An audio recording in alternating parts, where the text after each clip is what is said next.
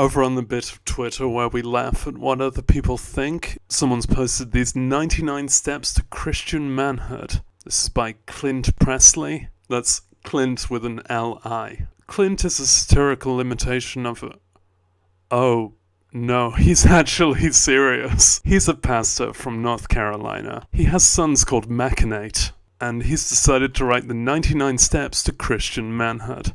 Let's have a look at them. It starts, of course, with Christian stuff, and I'm not big on Christian stuff. I'm much more of a Pokemon fan. Admittedly, I don't care much for manhood either, but read the Bible through once a year. Wouldn't that get really boring? Like, can you swap which editions you read? You can mix it up with the Torah, the Quran, and I don't know, maybe something of value. It wasn't really written for modern audiences. It's a pretty archaic text. Memorize large passages. Of what?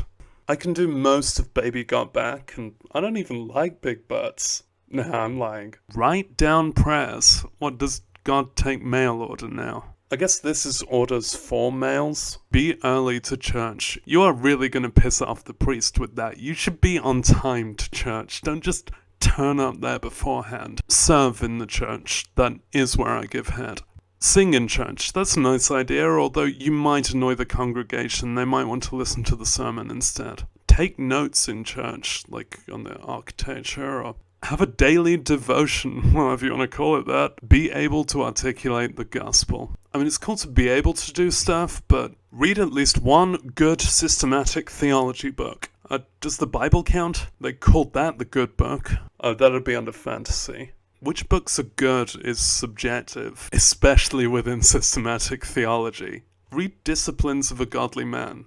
Can we use that for number 11? Wait, isn't this the Disciplines of a Godly Man? Yeah, I'll just do it this. Read 4 biographies a year. That's an interesting inclusion, because this is under Christian life. It's hard to think of biographies as inherently Christian. It's good to learn about the lives of others, because then you can be more inclusive and considerate. And it'd obviously make a good break from the annual Bible. I work at a library. We have more female customers than male, though I do notice them getting more manly each time they take out 4 biographies. Don't watch pornography. I'm not interested in pornography, so I'm doing pretty good on that one. But there are many other ways to access pornography other than watching it, so he's ruling out watching it, but I understand it used to be communicated in, like, magazines and still photos. Hell, it comes up all the time on my Twitter feed. You don't call that watching, you look at that, I guess you could say. You read it? Whatever, you view pornography. That's not the same as watching it, so you can do that. Don't have sex before marriage. I think it's okay to have sex before marriage, but you should probably try and have a shower in between. A bridal shower. Take your Bible to church. What, don't they have any? Anyway, Christian life. I'm not a Christian. Pastor Clint is, and we can't tell him how to live, but it would be nice for him to follow suit. Personal habits now. Don't cuss. I can give it a fucking try. Don't complain in any scenario. I mean, I think there's a context in which a lot of these 99 points are complaints. Don't cry. Parentheses, much. That's a really weird way to phrase it. You could say don't cry, you could say don't cry much, and they're two quite different things. Don't cry means never cry at all. Don't cry much means you're allowed a subjective amount of crying, and that's up to you. You can't really meet in the middle of those two concepts, because one of them's an absolute 0, and the other is an arbitrary value, so even if you like half the arbitrary value, it's still an arbitrary value, and it's not an absolute 0. My tip for this one is you are allowed to cry, but just once, but keep that going throughout your entire life. Get up early. I guess you have to be early to church. Work harder. Then what? What? Continuously? Exponentially? That's gonna become quite bad for you. Sleep less. Yeah, that's definitely gonna be bad for you. I mean, if you believe in a creator God, then she designed when and how much we should sleep. And if you're intentionally sleeping less than that, then you'll have a lot to answer for when you meet her. She'll be like, why did you sleep less? And we'll have to say, because Clint told us to. Have rigorous daily exercise. Well, if you want to call it that. Be able to do at least 25 push-ups in a row. Just be able to. You don't have to do it. So if you've never done that, you can kind of believe you're probably able to, and if you never test it, you've not really proven this one wrong. So yeah, I can probably do 25 push-ups in a row. Don't lie. Oh. Don't be crude. You're the one who brought up pornography. More exercise? Don't wear a hat inside. Clint seems very picky about some fashion ideas. We'll get to more of those in a bit. This in particular, how does that affect your success as a man? Is it unmanly to wear a hat? Is it womanly? It's just something Clint doesn't like. This is a guide to how to be a man by Clint's definition. And there's no real definition for how to be a man. And there needn't be. Now we're onto the attitudinal stuff. We got past the BS-tudinal. Learn to take a joke. I think Clint might be doing that now. Have a good work ethic. Is that a work ethic that's good? Or an ethic of good work? That's all very subjective. Like, you could be ethically pretty proud of the work you do, and you could do destructive stuff, like you could be a pastor or something, indoctrinating gullible people into restricted lives. Be a little competitive, just a little. That's like, if you see someone outdo you, then do just as good as they did, but no better. Actually, I like that. Get a mentor. What, other than God and your pastor? Admit mistakes and work to correct. Clint has a lot of that coming up. Make a decision. Just one decision. You could make the decision to disregard all these arbitrary rules of manhood, but relationships now, be nice to your mother. Just the mother. There's no father one. It sounds like he's telling off one particular son right here. Develop a firm handshake. What, without watching pornography? Come on. Never shake hands sitting down. Oh, I see, that's how you refer to it without being crude. Stand in the presence of a lady. Look, we can't choose when we get erections, I'm sorry. Stand for elders. Look, we can't choose when we get erections, I'm sorry.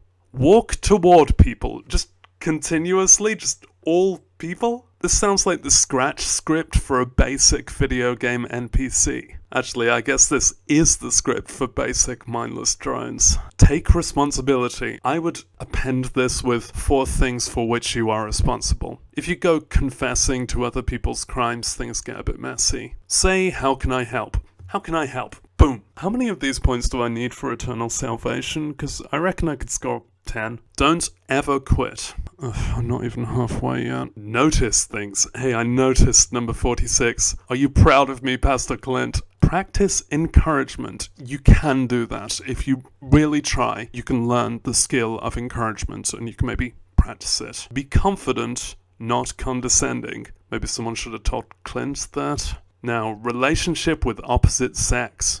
Let's try opposite sex. Hang out with guys. Are they the opposite sex to men's?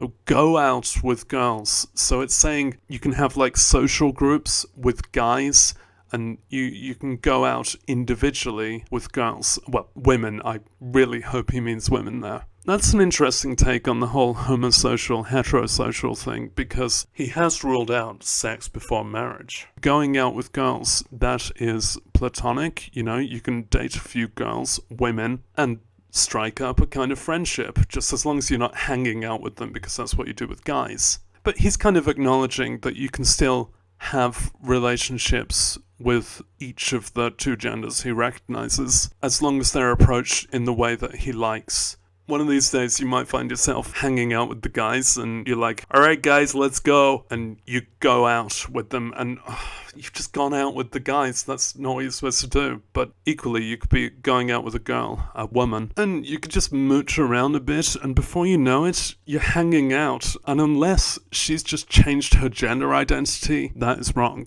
This is like that bit in Leviticus. Do not go out with a man as one does with a woman. That is detestable. Roll for initiative. Always walk her to the door. It doesn't say which door. And is this whilst you're walking toward people? Do you have to do both at the same time? I hope people are behind the door. Ask a woman out face to face. I'm glad we've moved on from girls, at least. Go to the door always. Is that the door that you just walked her to? Wait, isn't that the same tip, just without her in it? Pay on a date always. When you go on a date, you will probably accrue some expenditure, and it's up to you to pay that.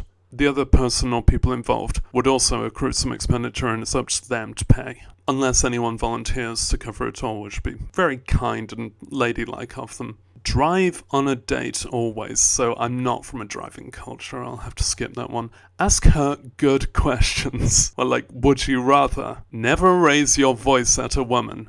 Specifically at a woman. I don't know how this one contrasts with singing in church. Be attentive without being a stalker. That, Clint, is clearly from personal experience. I'm glad that you've learned that lesson. Have a short engagement. Yeah, you want to get onto the sex, don't you? Lead without dominating. I like that, except for the leading bit. Do the dishes. This list is for the kind of man who needs to be told to do the dishes. That's the level we're at here. Wait, don't look at your phone. What, ever? Are you just blind texting? Why would you even have a phone if you can't look at it? Okay, he does mean don't look at your phone whilst engaging in opposite sex, and I agree with that. Opposite sex whilst it's underway is way too interesting to look away from. We have reached the miscellaneous. Be on time. He did earlier tell us to be early. Get your driver's license, get a job. Don't wear thongs, underwear or footwear. Are the men in his parish wearing a lot of thongs, underwear? Like, men in thongs doesn't come up much. Except in Clint's browser history. Which one did he think of first? And he doesn't say how else to cover up your junk, and I'd prefer men in thongs to men without thongs. They're a terrible band. Wear a belt. Yeah, you can wear that for when you're leading without dominating. Wear shoes with shoelaces. Oh, he really doesn't like alternative shoes, does he? Learn to tie a tie. Yeah, I can do that, but whatever for. Learn to polish a shoe. Yep, done that. One shoe, polished. All of these things are on WikiHow. Don't use too much hair product. I agree, you shouldn't use too much of it. You should use the right amount. Because too much would be too much. Get rid of neck hair. Don't use too much hair product whilst you do that. Get a dog. Is it okay for the dog to have neck hair? Learn to defend yourself. Well, I'm doing my best to defend myself from the presumptions of masculinity.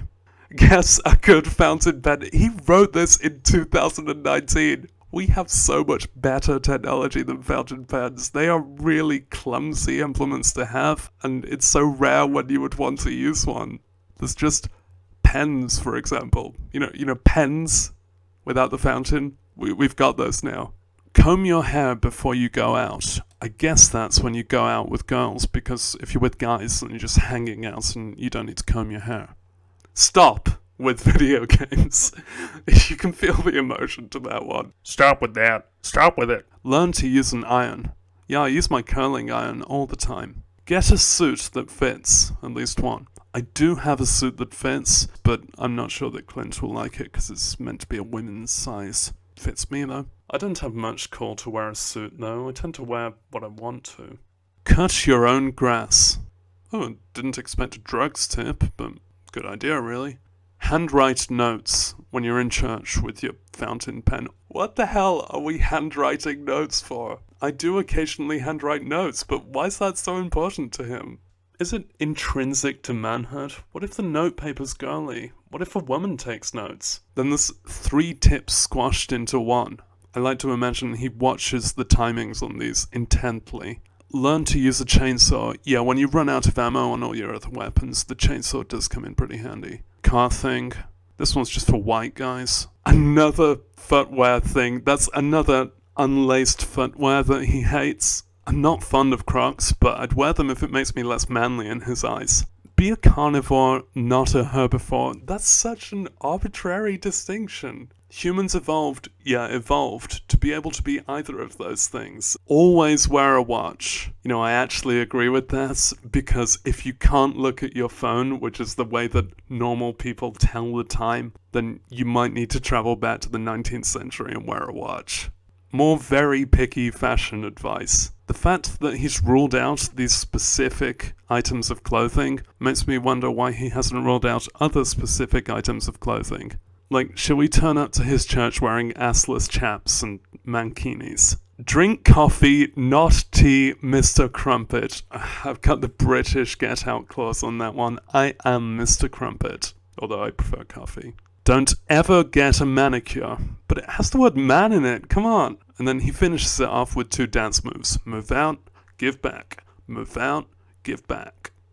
That's your 99 steps toward manhood. It's clearly ridiculous. They are just short lines, unelaborated, pretty random. Many of them have nothing to do with gender. The ones that are related to societal gender are bad for us. I'd be interested to see which of these he doesn't recommend to non-men. A lot of them could do with some elaboration, and if Clint can explain them without appealing to gender tradition or the Christian myth, I'd be interested in hearing that. Because he speaks from a position of authority, at least within his local community as a pastor, it's important that we ridicule this. Because he will be telling this to young men who have been raised to believe Christianity and to trust in their pastor, and they'll take his word as gospel, as articulated gospel, whilst in reality there is no absolute right way to be a man, and really there's no wrong way to be a man. There's wrong ways to be a person. Gender is an arbitrary distinction. And when people prescribe gender dogma like this, it's a form of oppression. If anyone takes his list seriously, then they will live a more limited life,